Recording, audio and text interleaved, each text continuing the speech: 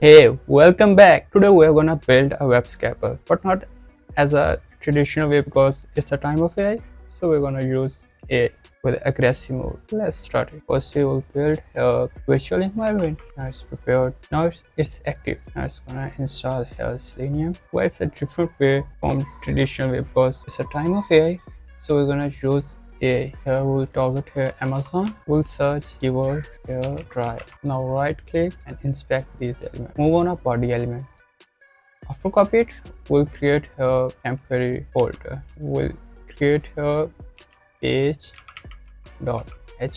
Now move on Claude. We'll attach here file which we have recently created. Why we are not pasting directly into Cloud chat? Because it will create an issue on your token limit when you are putting directly into Cloud chat. Now we'll type here prompt for Cloud, because if we move with aggressive mode, then it will fetch each and everything much as possible. That's why we are gonna use aggressive term. I think it's a better way to build a web scraper nowadays because the world is being changed. It's a main file.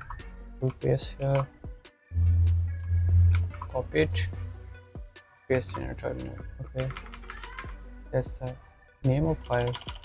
Will be different. We are missing here. Actually, it's a beautiful soap library which is missing. Now we'll try again. I think it's headless mode. Now it's going to a second page. Here it's a CSV file, and here it's a summary. Maybe now you have a question why we didn't put a direct prompt, just build a web scraper for Amazon. If we talk about any AI model that's trained by a lot of data. As you know, websites are usually change their layout. So we have put current layout of website, which is actually current state of page, which will be picked by AI, and then it will prepare script according to your requirement. That's why we didn't put direct prompt to Claude AI. By the way, here is just JSON file also. Now, if you have a question that how you get notification on mobile, then you can see this video. If you wanna get this code or any kind of other web scraping, you can comment below this video.